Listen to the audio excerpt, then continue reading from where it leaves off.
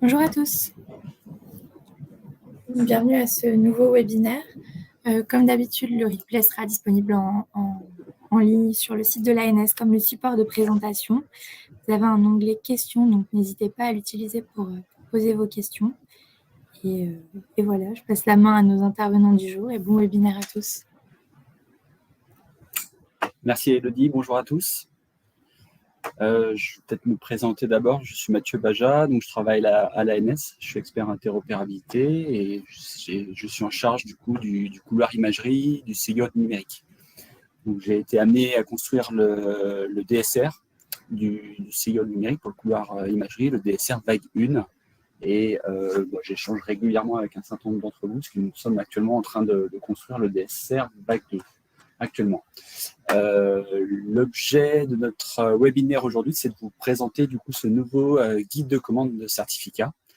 Donc, on essaiera du coup d'être au plus clair avec vous sur ce nouveau guide. Je vais peut-être du coup laisser la main à mes collègues pour faire un petit tour de table en introduction. Du coup, je te laisse la main si tu veux, Véronique. Merci Mathieu. Bonjour. Yajour Weber, je suis en charge de l'offre identification électronique des acteurs au sein de l'ANS.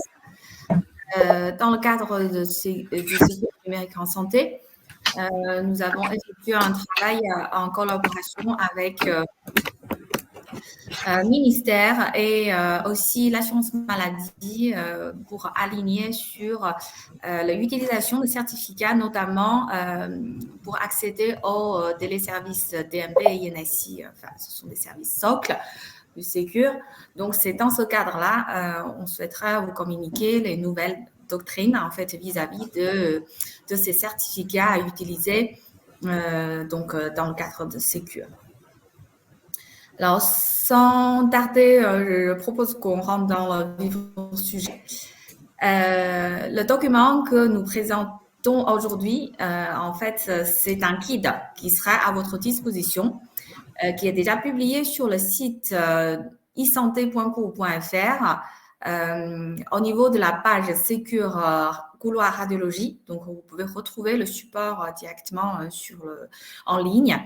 Et donc, on va procéder plutôt de cette façon. On va présenter en fait on va présenter ce guide et par la suite, on vous laissera un temps d'échange pour poser des questions. Donc, en attendant, si vous avez des questions, n'hésitez pas au fur et à mesure de les poser dans les chats. Donc, à la fin, on y répondra dans son ensemble. Alors, OK, voilà, résumé du document. Alors, quel est le principe, en fait, d'utilisation des certificats logiciels? Donc, le certificat logiciel permet de sécuriser l'identification électronique des personnes morales, donc notamment une structure comme un centre de radiologie, comme un cabinet de radiologie ou bien comme un hôpital qui sont équipés de certains équipements et de systèmes d'information. Donc, cela permet de, en fait, sécuriser l'échange entre on va dire, deux systèmes d'infos, à la fois donc votre logiciel métier et l'autre côté, par exemple, le téléservice national DMP ou bien le téléservice INSI. Donc, en fait, le certificat permet juste de sécuriser les échanges entre les deux systèmes. Dans ce cadre-là, en fait, pour se connecter au DMP ou INSI, vous avez besoin donc soit d'utiliser des moyens d'authentification directe, c'est-à-dire si vous êtes professionnel de santé avec votre carte, vous pouvez bien sûr vous connecter. Par contre, quand vous exercez dans une structure, que vous êtes plusieurs, qui a des salariés, qui a des collaborateurs, à ce moment-là, au niveau logiciel, on peut mettre en place un certificat donc, qui est porté vraiment par la structure. Et derrière, ça permet de toutes les personnes qui travaillent dans cette structure de se connecter au téléservice sans s'authentifier chaque fois avec sa propre carte. Donc, voilà l'intérêt d'utiliser un certificat logiciel au niveau personne morale. Alors, Ensuite, on rentre tout de suite dans le cas concret de la couloir radiologie. Alors, quand vous exercez dans un hôpital, dans une clinique, peu importe que vous êtes libéral ou salarié, le système d'information, enfin l'équipement, le RIS, c'est vraiment donc l'établissement qui fournit, en fait, qui fournit ces équipements, qui fournit les systèmes d'info. Donc, vous êtes utilisateur de ces systèmes d'information. Quand vous êtes salarié, donc voilà, bien sûr, c'est le DSI qui s'occupe d'installer les logiciels, de mettre tous ces briques techniques derrière, comme le certificat, pour dialoguer avec les systèmes d'info de l'extérieur de votre établissement. Quand vous êtes libéral, que vous louez en fait un plateau technique dans un établissement, c'est aussi l'établissement qui est le responsable de traitement de tous ces systèmes d'info. Vous n'avez normalement pas à s'en occuper de commandes de certificats pour ces SI. Donc, c'est vraiment aux établissements de commander les certificats qui permettent de sécuriser donc, son système d'information. Alors, dans ce cadre-là, pour le commande certificat, donc normalement, c'est l'établissement, soit son DSI, soit ses éditeurs qui s'en occupent. On vous invite à vraiment, pour les responsables de ces organismes, donc le DSI, d'aller consulter le guide de commande de certificat du couloir hôpital. Donc, c'est vraiment le même, on va dire, principe. Donc, ça, c'est le premier cas qui est dans le cadre que vous utilisez un RIS, donc d'un établissement qui est son responsable de traitement du système d'information. Voilà. Les professionnels de santé, vous n'avez pas à s'en occuper de commande de certificat. Ensuite, dans un deuxième cas, vous êtes un radiologue libéral, vous avez votre propre cabinet. Ou bien vous exercez dans un centre de radiologie en mode cabinet de groupe. Alors, à ce moment-là, vous êtes le responsable de traitement des données que vous inscrivez en fait dans le système d'info, dans le dossier patient, le compte rendu, donc c'est sous vos propres responsabilités. Dans ce cas-là, donc, vous allez devoir commander un certificat sous le personne morale de votre cabinet. Donc, chaque cabinet est identifié par un numéro RPPS-RAN. Donc, ce numéro RPPS-RAN, en fait, est composé de votre numéro RPPS avec des suffixes. Si vous avez plusieurs cabinets, bien sûr, vous avez un seul RPPS, numéro RPPS, mais par contre, vous avez plusieurs numéros RPPS RAN qui correspondent en fait à chaque de vos cabinets. Le certificat devrait commander sous ce numéro, donc identifiant de votre cabinet. Pareil, pour les professionnels qui exercent en mode société d'exercice, la personne morale est en fait identifiée par le numéro SIRET de la société. Donc, dans ce cas-là, le certificat également devrait être commandé du coup sous le numéro SIRET de la société d'exercice. Ça, c'est vraiment dans le cadre d'exercice libéral. Donc, c'est-à-dire, en fait, dans ces structures-là, vous facturez. Donc, vous avez vraiment une activité de facturation qui sont liées à ces structures. Alors, il y a troisième cas, donc c'est des radiologues libérales qui exercent dans un groupe d'intérêt économique. Donc, généralement, c'est porté par, du coup, les systèmes d'info, les RIS sont portés par le GIE. Donc, on a échangé avec plusieurs éditeurs avec des cas concrets. Ce qu'on a constaté, c'est les professionnels. Donc, dans le cadre de ces exercices, c'est plutôt aussi en mode plateau technique. C'est-à-dire, ils ne facturent pas directement sous leur nom, mais Plutôt, c'est comme le premier cas, en fait, qui loue le matériel dans une clinique ou dans un établissement. Donc, dans ce cas-là, c'est aussi le GIE. Si le GIE dispose d'un numéro FINES, donc, le GIE peut commander un certificat sous l'identifiant de GIE. Le professionnel, du coup, en fait, est utilisateur de ce RIS. Il n'a pas le responsable directement sur ces équipements à ce moment-là. Donc, voilà, le certificat devrait être porté par le GIE. Donc, voilà, c'est à peu près les trois principaux, on va dire, cas concrets on avait détectés en échangeant avec les acteurs du terrain. Bien sûr, le guide, donc c'est une première version.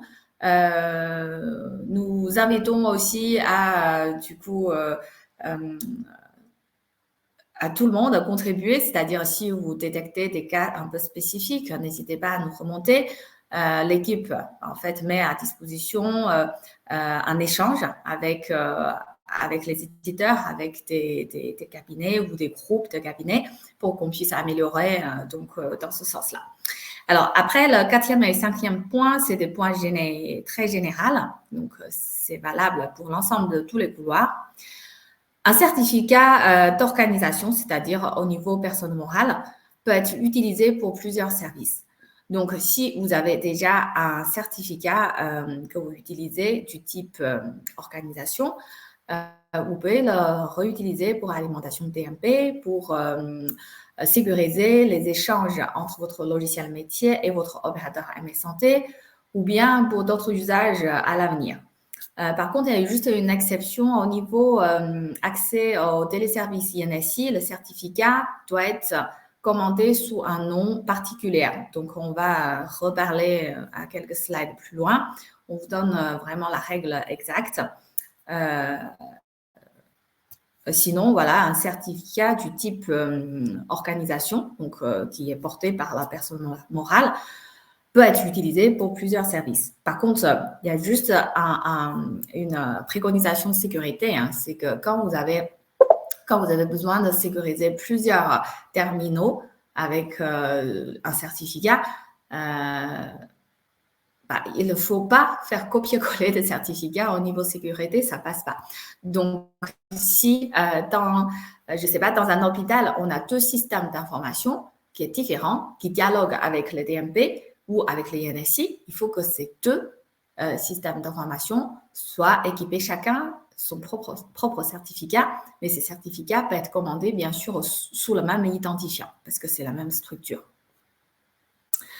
Alors, dernier point, donc, la gestion de certificats pour une structure de soins peut être déléguée à un tiers, notamment un éditeur, donc qui a plus la compétence technique pour déployer ces certificats sur le serveur du logiciel.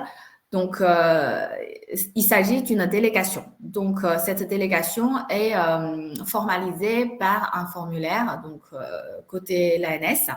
Le responsable légal de la structure doit signer ce formulaire de délégation et désigner l'administrateur technique qui va gérer, du coup, son certificat, qui va gérer le certificat pour donc, le compte de généralement son client. Voilà, cette démarche est bien sûr admise. Par contre, derrière, c'est vraiment l'administrateur technique qui doit prendre la responsabilité de gérer le cycle de vie de ces certificats de bout en bout. Pour rappel, un certificat logiciel a un cycle de vie de 3 ans. Donc, à ce stade, chaque 3 ans, on devrait recommander un certificat, sinon le certificat, il est plus valide et ça générait du coup des ruptures de service. Donc, voilà, il faut gérer le cycle de vie. Par contre, l'ANS, bien sûr, on vous informe avant l'expiration de certificat. Vous recevez généralement un petit mail pour vous rappeler. Donc, voilà, ça, c'est le principe. Donc, en une seule page, un peu condensé, mais on va discuter un petit peu plus en détail tout au long de ce webinaire. On va passer à la slide suivante. En termes de démarche, donc c'est assez simple. Tout ce qui est secteur radiologie, quand vous êtes en exercice libéral, vous avez juste un formulaire à remplir. C'est le formulaire du coup qui désigne qui est l'administrateur technique de votre de certificat.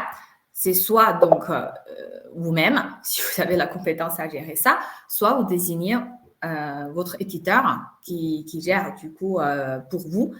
Donc voilà, il faut signer vraiment donc par le responsable légal de la structure, soit le cabinet, soit la société d'exercice, soit l'établissement. Par la suite, l'éditeur pourrait avoir le droit d'intervenir du coup à votre place pour la gestion de ces certificats. Autant plus, ANS est en train de dématérialiser tout ça. Aujourd'hui, vous pouvez le même faire en ligne via les démarches simplifiées au lieu de remplir du coup le formulaire et envoyer par papier. Alors, donc, une fois l'ANS reçoit, on va mettre 3 jours ouvrés, on va dire, pour traiter ces demandes. Et ensuite, l'administrateur technique pourrait se connecter aux plateformes donc, qui est dédiée pour aller retirer le certificat, les installer, etc. Donc, voilà, c'est des actions très techniques. Hein, donc, là, je ne rentre pas dans les détails, on évoquera un peu plus tard. En gros, voilà, c'est ça la démarche. Alors, on va passer à la slide suivante.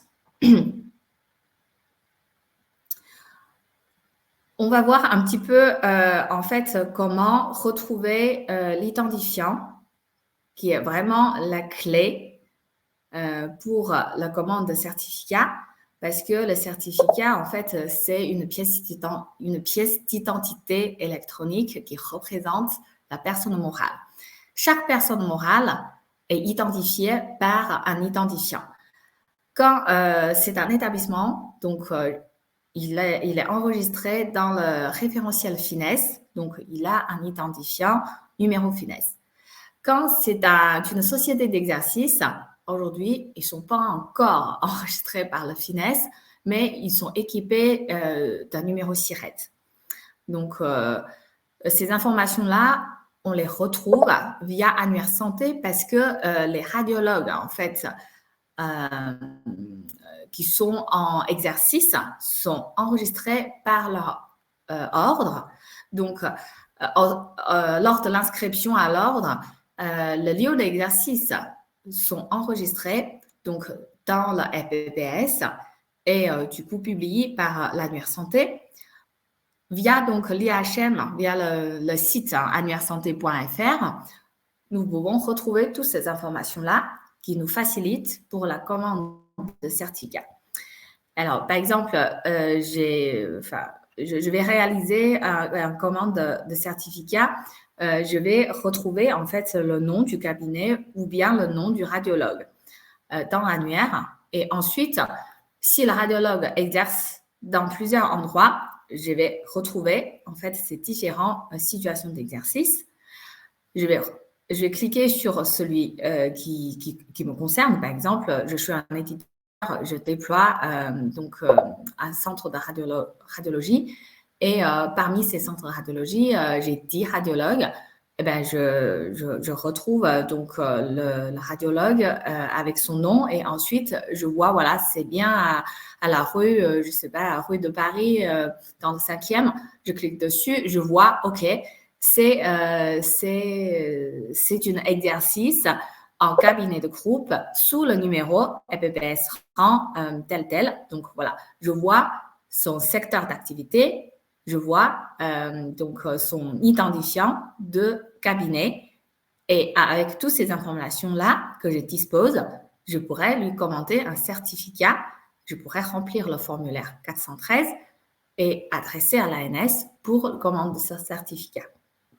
Donc, si on passe à la slide suivante, vous pouvez voir, grâce à l'information qui est donc publiée de l'Annuaire Santé, vous pouvez retrouver des exercices en établissement de certains radiologues, que ce soit salariés ou libéral, type plateau technique, sous le secteur d'activité 0,1, c'est public, 0,3, c'est privé lucratif, 0,4, c'est privé non lucratif. Alors, du coup, si le professionnel est dans ce cas-là, donc c'est pas la peine de commander un certificat sous le nom du professionnel, c'est plutôt l'établissement qui doit commander un certificat pour l'ensemble de ces professionnels qui exercent dans cet établissement. Vous allez reporter en fait les démarches sous guide hôpital, couloir hôpital. Si donc le professionnel exerce dans un groupe d'intérêt économique, c'est le secteur d'activité 04. Donc, dans ce cas-là, vous allez retrouver le professionnel sous le GIE SA 04 avec lieu d'exercice. Donc, groupement d'intérêt public, je ne sais pas, de la région de je ne sais pas quoi, enfin, voilà, sous un nom. Et là, vous voyez que son exercice est enregistré sous l'identifiant de ce groupement. Donc, à ce moment-là, le certificat devrait commenter sous l'identifiant de la structure d'exercice du professionnel. Bon, s'il y a un numéro FINES, très bien, donc vous pouvez du coup commander un certificat sous le numéro FINES. Si le numéro FINES n'existe pas, c'est-à-dire le GIE n'est pas encore enregistré donc par le référentiel FINES, à ce moment-là, il faut voir est-ce que ce GIE existe dans l'annuaire santé. S'il n'est pas encore référencé, il faut du coup faire un contrat avec l'ANS pour que ce GIE soit reconnu. Je pense que ce cas est assez rare. Hein. Généralement, les GIE sont déjà enregistrés dans le FINES. Ensuite, les deux cas en mode exercice libéral. Donc, soit le professionnel, donc il a son propre société d'exercice, c'est le secteur d'activité 09. Donc, à ce moment-là, vous pouvez voir, donc son exercice est enregistré sous le société d'exercice blablabla. Du coup, vous allez retrouver son numéro de SIRET. Le certificat devrait commander sous ce numéro SIRET s'il est dans ce secteur d'activité. Alors, dernier cas, le professionnel est donc enregistré par son ordre sous une activité cabinet individuel ou cabinet de groupe. À ce moment-là, chacun est responsable de son cabinet. Donc, le certificat devrait commander sous le numéro LPPS rang du professionnel. Donc, voilà, à peu près tous les cas de figure en synthèse. Comme je vous ai expliqué tout à l'heure, ce sont des cas qu'on avait recensés en échangeant avec les acteurs du terrain. Alors, peut-être ça couvre pas l'ensemble de cas, par contre, ce sont vraiment la majoritaire.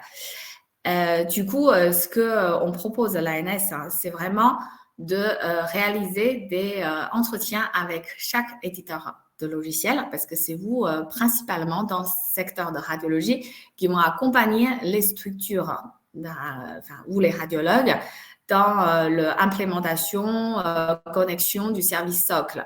Comme le certificat est un prérequis, donc du coup, on vous accompagne pour affranchir cette étape de prérequis. Avant que vous envoyiez vos formulaires de commande, ce serait bien qu'on puisse faire un échange en bilatéral afin de vérifier toutes les informations que vous inscrivez soient correctes et éviter de faire des allers-retours avec des services support de l'ANS. Donc, voilà. L'équipe vous propose des rendez-vous bilatérales pour vraiment vous accompagner dans les premières commandes. Une fois, je pense que vous êtes familier avec ces démarches, la façon de faire. Après, ça peut être beaucoup plus facile pour déployer les autres clients. Alors, avant de laisser la parole à Wellen et Flora de mon équipe pour vous présenter en détail les démarches, il y a une dernière slide, je vous le présente rapidement. Donc ça, cette slide, c'est ce que je viens de vous expliquer, les 4 cas. Et vas-y, Elodie, donc la slide qui est assez importante juste après. Hop, slide 10. Ah ouais, j'ai la main dessus. Hop.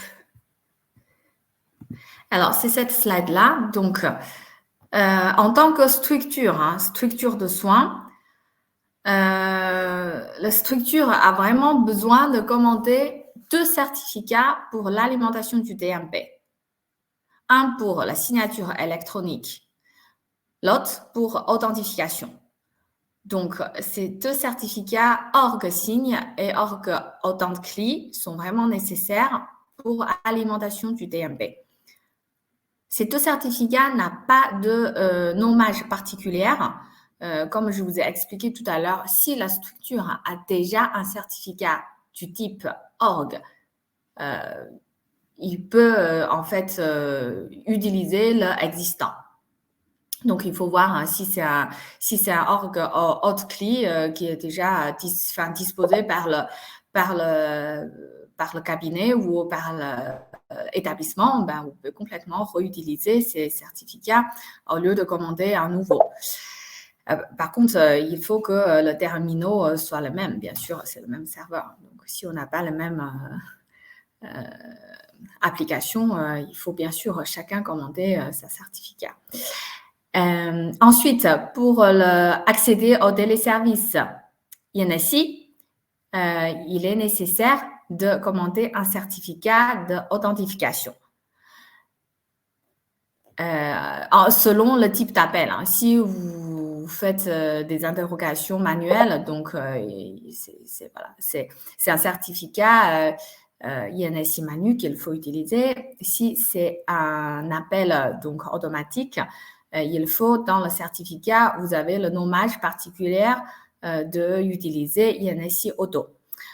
Donc, c'est sur ce certificat-là qu'il y a une règle vraiment de nommage particulière. Vous devez apparaître, donc INSI Manu ou INSI Auto, dans le CN du certificat. Donc, ça, c'est vraiment une exigence de la CNIL qu'on a vraiment besoin de respecter. Du coup, pour les cabines de radiologie, il y a des éditeurs qui nous ont posé des questions. Si j'ai un certificat org Hotcli pour le INSI, parce que voilà, je dois respecter les règles de nommage, est-ce que derrière, je peux réutiliser ce certificat pour alimenter le DMP? La réponse est oui, parce que voilà, ils sont multi-usages, ces certificats de même type org. Autant plus pour le DMP, il n'y a pas de règle de nommage particulière, donc on peut utiliser le même, celui de INSI. Après, il faut juste retrouver ces petits. Alors, on fait une petite parenthèse très, très rapide sur la connexion du logiciel métier aux opérateurs MS Santé parce que c'est un sujet émergent suite au nouveau référentiel à MS Santé qui est publié le mois d'avril, je crois. Maintenant, il est nécessaire de sécuriser le petit bout de chemin entre le logiciel métier et l'opérateur tiers. En fait, il faut maintenant utiliser un certificat IGC Santé pour la sécurisation de ces échanges entre ces deux SI. Du coup, le IGC Santé, le certificat IGC Santé qu'il faut utiliser, bien sûr, c'est un certificat org. Donc, si demain, vous allez commander un certificat pour vos clients, en fait, vous pouvez commander un seul à la fois, utiliser pour INSI, pour DMP et aussi pour le MS Santé. Mais ici, je fais une parenthèse quand même. Ce certificat org qui est utilisé pour sécuriser l'échange entre le logiciel métier et l'opérateur tiers, MS Santé, ce n'est pas du tout le même certificat que le certificat SSL. Donc, c'est un certificat serveur qui doit être utilisé pour les échanges entre les opérateurs MS Santé. Donc, voilà, c'est pas du tout le même type de certificat. Il faut pas mélanger le sujet. Normalement, donc les opérateurs MS Santé, eux, ils commandent leur certificat SSL pour sécuriser en fait les échanges entre les opérateurs de l'espace de confiance de MS Santé. Ça, c'est vraiment un usage à part. Ça ne concerne pas les structures de santé parce que les structures de santé ne sont pas des opérateurs généralement. Donc voilà, juste pour ne pas mélanger le sujet.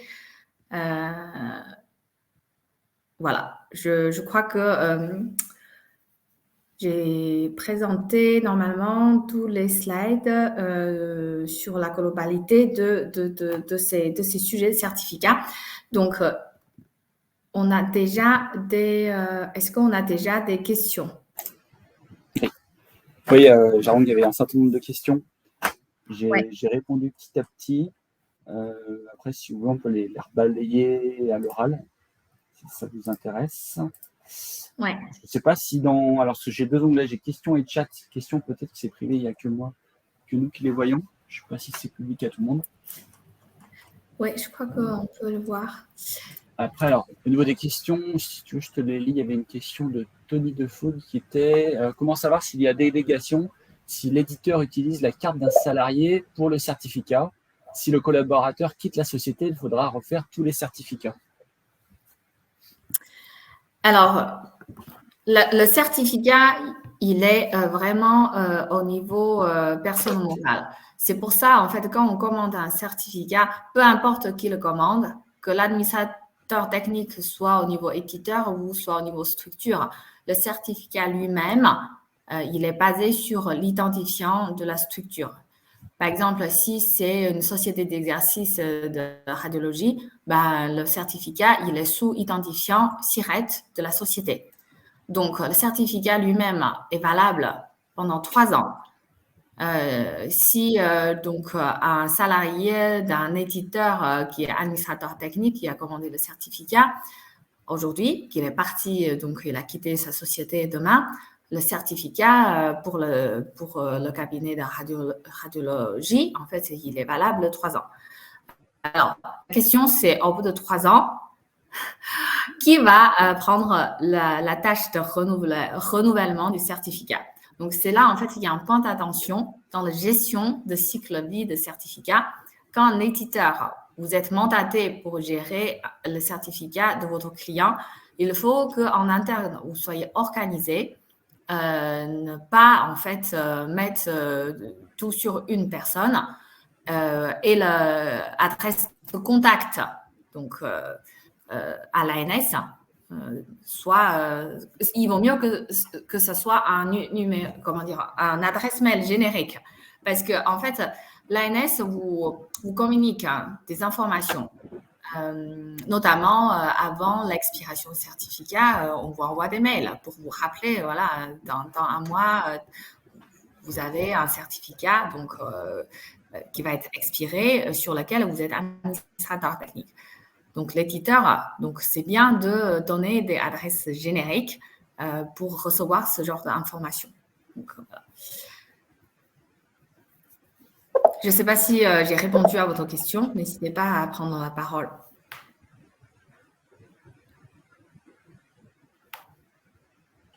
Je crois que j'ai répondu aux autres questions en direct déjà dans le chat. Il y avait une question peut-être de Charlotte sur... alors, peut-être que c'est une coquille sur une slide ou si sur la meilleure, je ne sais pas si tu peux confirmer.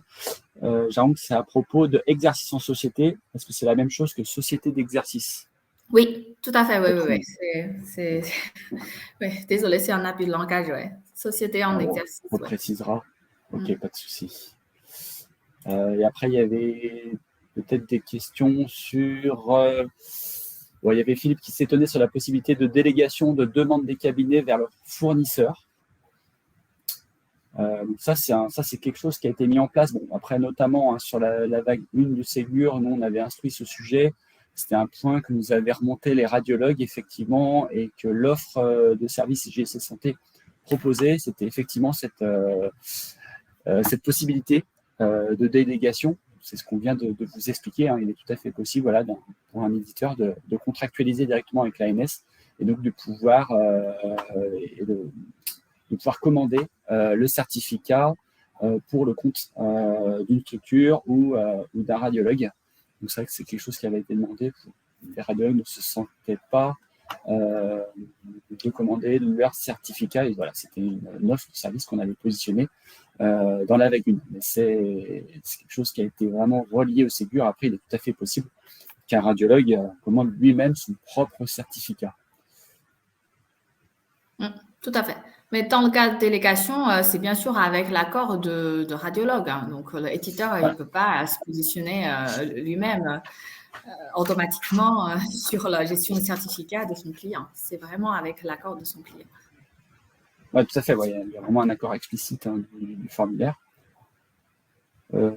Question de François, quel est le lien pour les demandes de délégation à l'éditeur de RIS? Je n'ai pas bien compris cette question.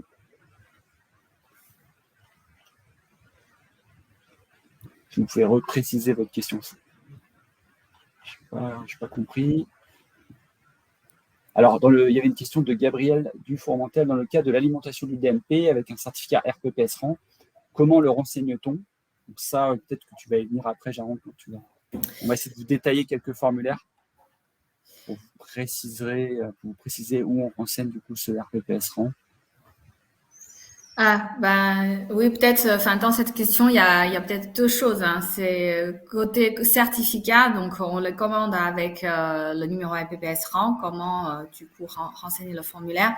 Et deuxième partie, ce que je vois, c'est sur l'alimentation DMP, c'est-à-dire dans les métadonnées, en fait, que vous devez remonter, donc du coup, sur l'identifiant de structure, c'est le numéro RPPS-RAN qu'il faut renseigner. Ça, c'est c'est plutôt dans les spécifications d'alimentation du DMP côté CNAM. Mais aujourd'hui, il y a une chose qui est sûre, c'est avant 2023, hein, donc tous les métadonnées doivent être identiques. Donc, identifiant de structure renseigné dans les métadonnées DMP doit être identique que celui du identifiant véhiculé dans le certificat. Donc, il faut que ça soit accord. Donc, quand vous commandez un certificat RPPS-RAN, il faut aussi renseigner dans les métadonnées le même numéro RPPS-RAN. Okay. Peut-être une dernière question de Tony. Donc, soit l'éditeur contractualise avec le client, et dans ce cas, c'est le radiologue qui fait la demande de certificat. Soit l'éditeur contractualise directement avec l'ANS, et dans ce cas, c'est l'éditeur qui fait la demande de certificat. Alors, dans tous les cas, en fait, la demande de certificat doit être signée par le radiologue. C'est lui qui signe. Dans ce formulaire-là, ce formulaire fameux 413, hein, donc le signataire doit être vraiment le responsable légal de la structure de soins. Que ce soit pour l'hôpital, pour radiologie ou pour biologie, c'est le même principe. C'est vraiment la structure qui signe ce formulaire. Après, dans ce formulaire, c'est là qu'il précise, est-ce que mon administrateur technique, c'est mon éditeur? Dans le cas, si l'administrateur technique est l'éditeur, l'éditeur doit être équipé en fait des moyens d'authentification pour aller retirer le certificat. Comment se équiper de ce moyen? Il faut que l'éditeur soit contractualisé avec l'ANS pour qu'on vous connaisse. On vous connaît, votre structure, c'est là qu'on peut vous délivrer des moyens d'authent comme des cartes CPA. Donc, voilà. Pourquoi vous devez vous contractualiser avec l'ANS.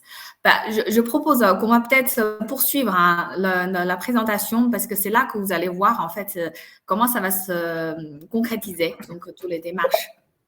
Alors, n'hésitez pas à continuer à alimenter le chat si vous avez des questions. Comme on est déjà à 14h46, je propose qu'on avance vraiment sur la partie opérationnelle. Vous verrez beaucoup plus clair peut-être après cette présentation en détail. Donc, du coup, je vais prendre le relais concernant donc, les démarches les démarches à suivre. Donc tout d'abord, donc c'est ce qu'on vient de dire. Donc il faut sécuriser les prérequis. Donc ça veut dire contractualiser avec l'ANS dans le cas des GIE, identifier les administrateurs techniques et identifier donc ce que Yajoun vous a dit juste précisément sur identifier le SIRET, le RPS-RAN ou le finesse géographique. Donc dans le cas du GIE, il vous faudra contractualiser avec l'ANS. Donc vraiment ce que Yajoun vient de vous dire comme et donc ça fait via le contrat d'adhésion et le formulaire 101 de représentant légal pour voilà, vous faire connaître auprès de l'ANS et pour vous pouvoir disposer de tous les services de l'ANS.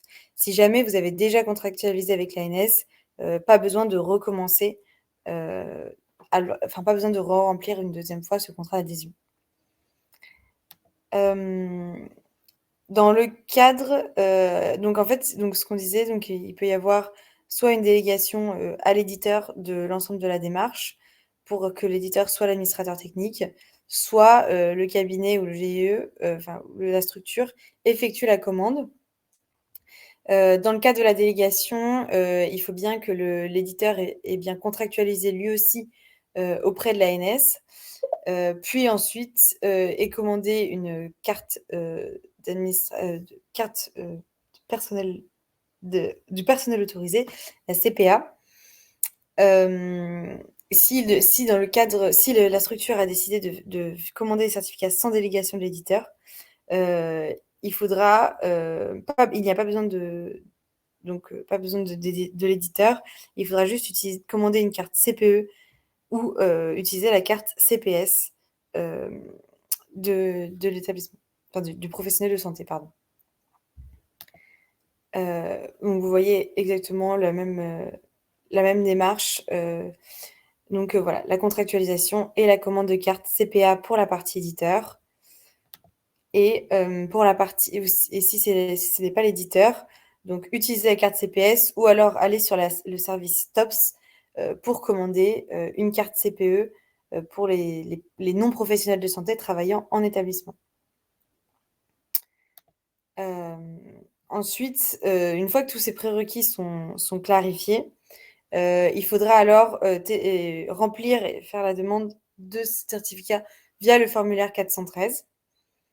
Et donc, cela se fait aussi via... donc, on a déjà remarqué si c'était un SIRET, un finesse ou un RPPS-RAN.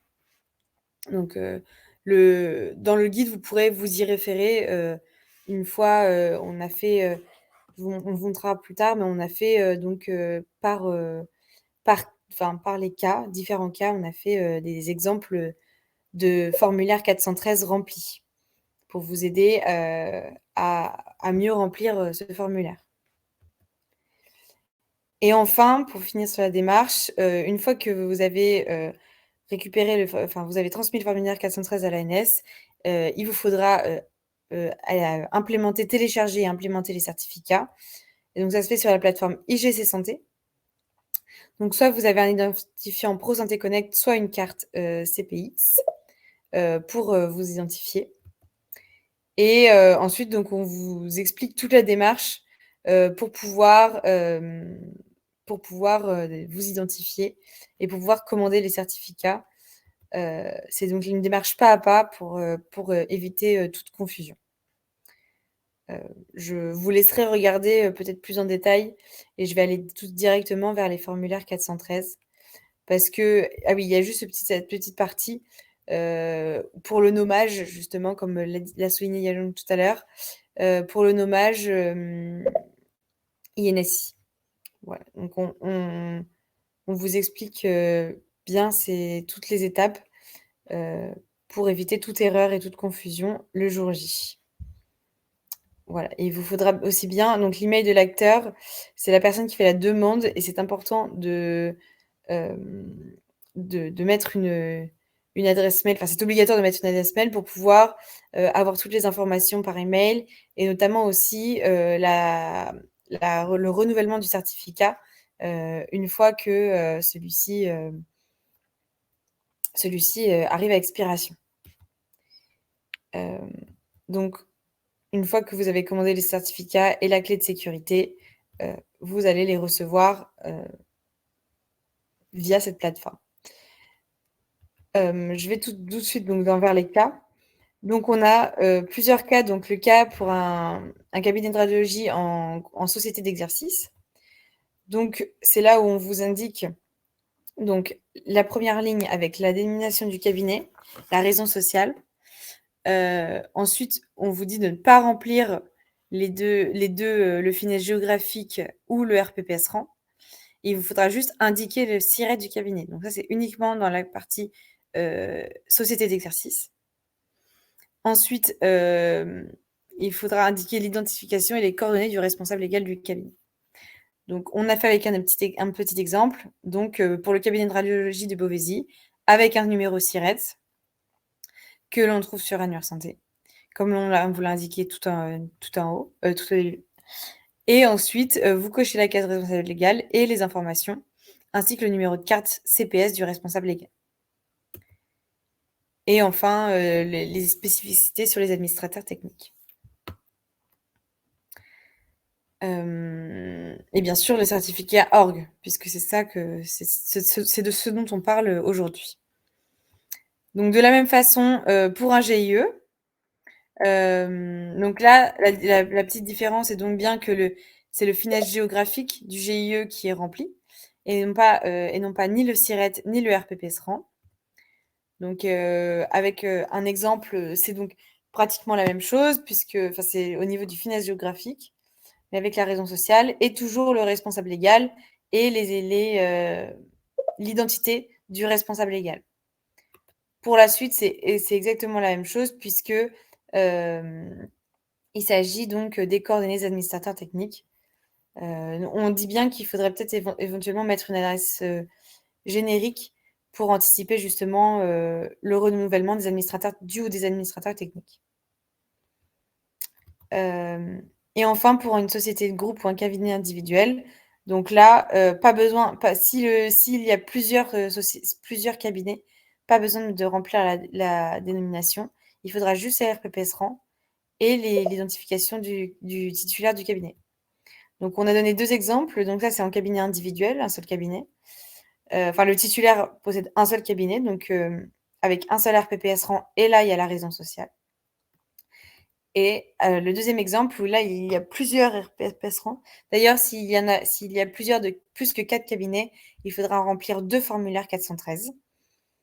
Et donc, voilà, vous cochez la case titulaire du cabinet et vous indiquez les différents RPPS rangs. Mais évidemment, le titulaire restera le même. Et enfin, c'est aussi la petite particularité avec 2 éditeurs. Si on délègue à deux éditeurs différents, il faudra bien que il faudra bien faire 2 formulaires 413 pour les 2 cabinets différents pour Monsieur Antoine Dupont. Donc, c'est une petite subtilité qu'il faudra avoir aussi pour la délégation. Et je crois que c'est tout bon au niveau des exemples. Donc, s'il y a eu des questions, il y a eu beaucoup de questions, je vois dans le chat. Merci Mathieu déjà de répondre. J'ai essayé de répondre à quelques questions. Il y avait quelques questions autour de l'architecture en fait des cabinets de radiologie, parce que c'est vrai qu'on vous pouvez vous retrouver avec plusieurs risques de différents éditeurs. Mais pour moi, s'il y a plusieurs éditeurs, chaque éditeur de toute façon doit commander le certificat pour sa propre solution finalement, puisqu'il y a bien quand même une contractualisation qui est réalisée entre l'éditeur et l'ANS sur sa carte d'administrateur technique. Il ne faut pas qu'il y ait un certificat qui soit installé d'un autre éditeur sur le logiciel. C'était une des questions qui était remontée. Oui, tout à fait. Un certificat doit être utilisé par solution et par structure de personne morale. Donc, c'est ça la règle de base. Donc, un certificat par personne morale, par solution logicielle. Après, il y avait quelques questions là sur le cabinet de radiologie qui change de structure juridique. Est-ce qu'il y a un impact sur le certificat qui est commandé? Pour moi, non, parce qu'une fois qu'il est commandé, le certificat il est valable 3 ans, dans tous les cas. Par contre, il y aura un impact lors du renouvellement de ce certificat.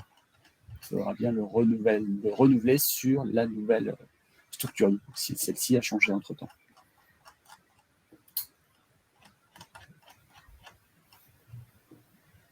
Je crois qu'il n'y a pas d'autres questions en cours pour l'instant. Peut-être. Pardon, Mathieu, la question elle est un peu subtile. Si la structure il change d'éditeur, là, ok, vous gardez vos certificats, vous n'avez pas besoin de faire à quoi que ce soit jusqu'au renouvellement. Par contre, si la structure qui change, c'est-à-dire votre personne morale est complètement modifiée, hein, c'est plus la même structure. Mais bien sûr, le certificat, comme il est commandé au niveau structure, il faut que vous commandez un certificat sous le pont identifiant de personnes morales. Donc, par exemple, un établissement de santé, il est fermé, donc il est mutualisé avec un autre, le numéro finesse est changé, ou bien le cabinet est fermé, donc il est déménagé. Le certificat, en fait, il suit la personne morale, hein. Donc, si c'est plus le bon numéro, c'est plus le bon identifiant, il faut commander un nouveau certificat. Par contre, si c'est votre éditeur qui a changé, ben là, non, vous n'avez pas besoin de commander un nouveau certificat parce que le certificat, il est sous votre nom. Il est sous le nom de votre structure, pas sous le nom de votre éditeur.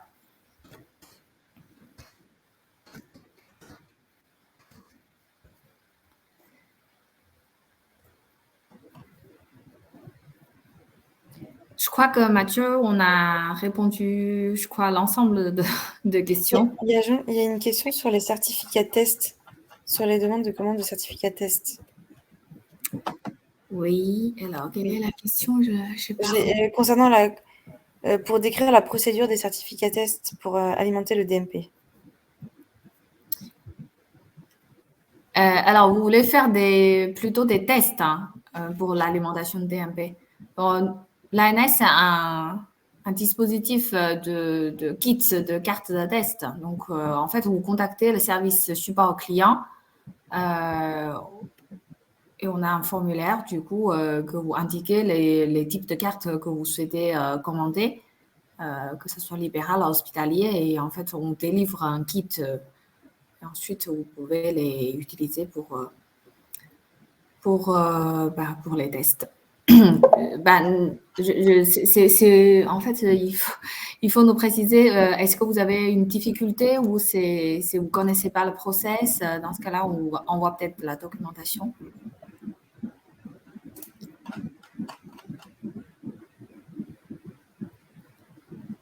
Oui, visiblement, la question, il y a Jongle et il y a une petite précision, c'est ce qu'il faut passer par le F414 ou le F413 pour la partie test. Et en effet, c'est bien le F414. Alors, ce qu'on vous propose peut-être, c'est de nous contacter. On va mettre notre adresse de l'équipe d'accompagnement, on va mettre notre adresse dans le chat. N'hésitez pas à nous contacter, on prend un rendez-vous et comme ça, on peut vous aider si vous avez des difficultés pour la commande de certificats, que ce soit test ou bien en prod pour vos clients. Je vois une question, je ne crois pas que c'est répondu, de Tony. Si j'ai bien compris, je suis éditeur, je commande un certificat avec ma carte CPA. Si je quitte la société dans quelques mois, pas d'impact sur le certificat car carte CPA plus valide. Oui, c'est bien que votre société, en fait, révoque votre carte, c'est-à-dire fait une opposition de carte si vous quittez la société. Pour une question de sécurité, parce que voilà, en tant que éditeur, quand vous êtes contractualisé avec l'ANS, l'éditeur, donc la personne morale, a entièrement la responsabilité sur le MIE qui est délivré au sein de cette société. Donc voilà, si une personne quitte l'entreprise, il faut vraiment que l'entreprise pense à révoquer ces cartes, CPA. Ensuite, bien sûr, il n'y a pas d'impact sur le certificat client, parce que voilà, le certificat des clients, il est commenté sous l'identifiant des clients. Si l'identifiant de structure ne change pas, donc il n'y aura pas de changement pour le certificat. Alors, par contre, avant de quitter, donc assurer que le mail sur lequel l'ANS envoie de notifications, ça ne soit pas votre propre adresse mail qui n'est plus valable, plutôt envoyer soit vers votre comment dire, collègue qui remplace votre fonction ou bien une adresse générique. Donc, c'est vraiment préférable, hein, une adresse générique de la société. Il y a une question de Benoît Muller. Si l'identifiant de structure entre le contrat et le certificat devient différent, il faut également refaire un contrat ou cela n'est pas nécessaire. C'est ce qu'on a vu, je pense, tout à l'heure. Hein. Ouais. À partir du moment où l'identifiant de la structure change, sachant que le certificat est relié à la structure, nécessairement, il faut refaire un certificat. Le contrat, c'est pareil. Hein. Enfin, le contrat, normalement, on ne peut pas délivrer des certificats sur un identifiant qui est différent du contrat. Par contre, il y a juste une simplicité dans le secteur libéral, notamment pour les cabinets de radiologie ou pour les officines. C'est qu'en fait, on ne demande pas que ces structures fassent un contrat parce qu'on les connaît d'avance. Les personnes, les responsables légaux de cette structure, on les connaît grâce au référentiel APPS parce que les activités de titulaire de cabinet est enregistrée, identifiée par l'ordre et du coup, on les connaît. Donc, c'est pour ça que vous n'avez pas besoin de faire du contrat.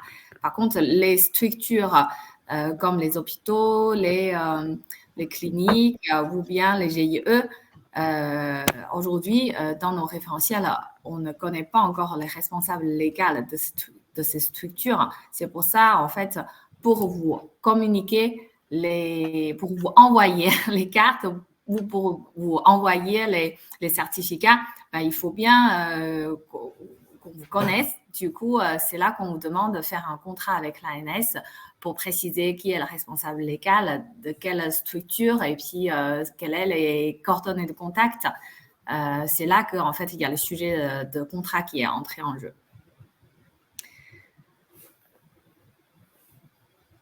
Il y avait une autre question sur la partie SCM, parce que c'est vrai qu'actuellement, le formulaire est limité à la possibilité d'indiquer 4 RPPS rang maximum.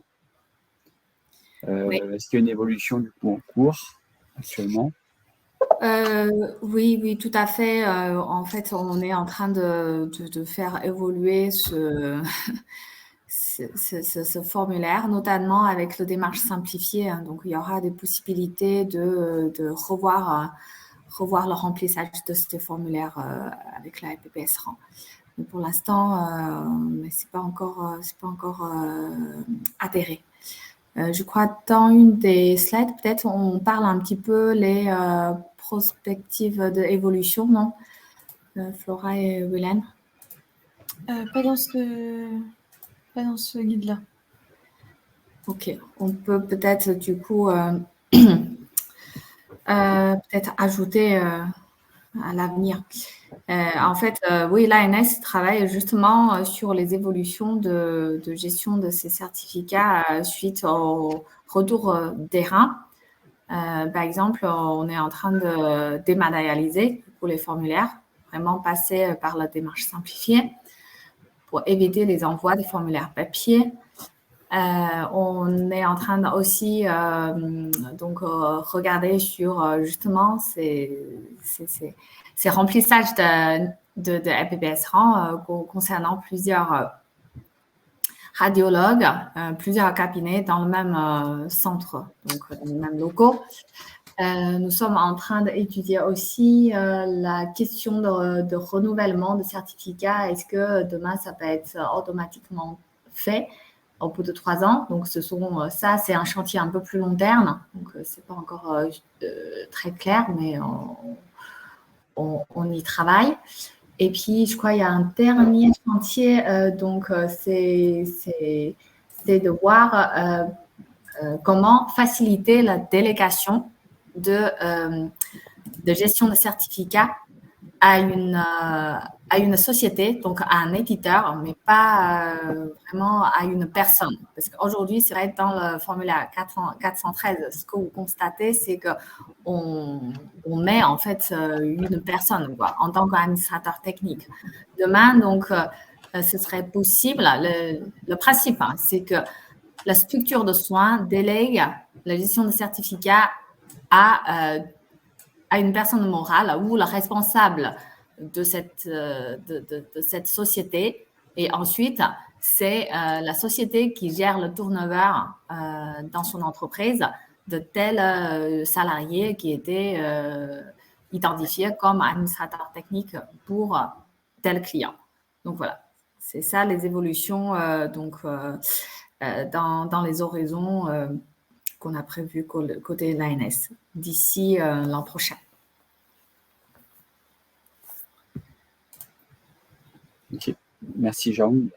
Par contre, effectivement, si vous dépassez le nombre de 4 cabinets, la possibilité actuellement, c'est de faire du coup un deuxième formulaire pour la commande des certificats, un deuxième formulaire 413. Oui. Alors, côté démarche simplifiée, je crois qu'on a un peu plus de possibilités. Donc, il me semble, pour l'instant, dans la version actuelle, vous pouvez remplir 8. C'est déjà en double. Et très prochainement, je pense que d'ici la fin du mois, début juillet, les formulaires démarche simplifiée sont déjà donc, utilisables donc, en ligne. On peut peut-être éventuellement prévoir un petit échange avec les éditeurs qui sont intéressés sur l'utilisation de cet outil. Donc voilà, encore une fois, n'hésitez pas à nous solliciter si vous êtes intéressé de voir avec nous sur tel sujet. L'équipe vraiment est à disposition pour vous accompagner là-dessus.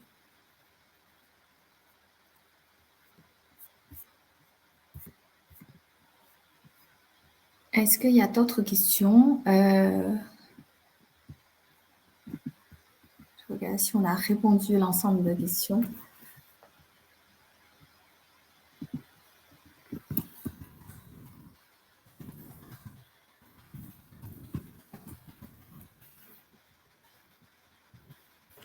Oui, j'ai bien l'impression, Yajon, qu'on a bien répondu à toutes les questions. Surtout, n'hésitez pas à faire réapparaître votre question, à nous relancer si on n'est pas passé sur votre question. Oui, une petite demande de précision, Yajon, sur démarche simplifiée. Charlotte Cuff qui nous demande si on ne peut pas encore l'utiliser pour le moment pour la F413. Oui, bon, on va revenir vers vous très vite sur l'utilisation de démarches simplifiées.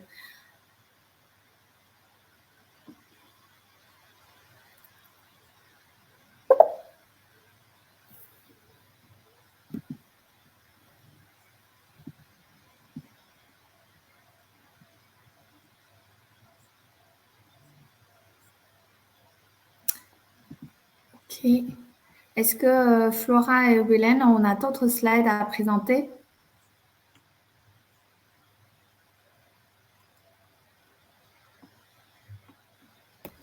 Non, c'est tout bon. C'est la fin là. Ok, bah super.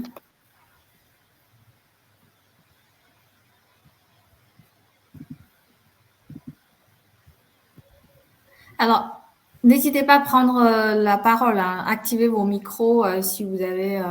C'est pas possible, ça, Yajon. C'est pas possible. Non, les intervenants ne peuvent pas activer leur micro. D'accord.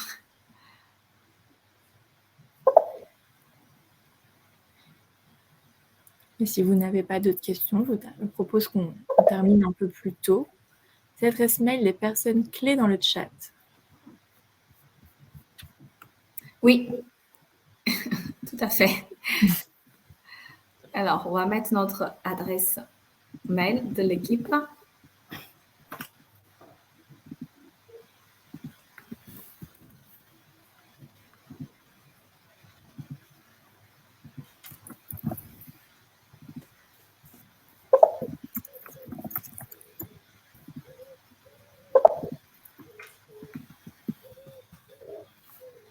Je ne sais pas si Ouais. vous avez bien reçu, tout le monde a bien reçu, tout le monde voit ce que j'ai mis dans le chat.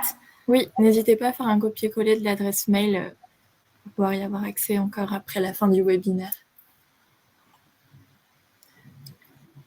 Bah, écoutez, merci à tous. Vous allez recevoir le replay par mail d'ici quelques minutes et on s'occupe de publier la vidéo sur le site de l'agence comme le support de présentation, et je peux vous remettre aussi le lien de ce document qui est déjà en ligne.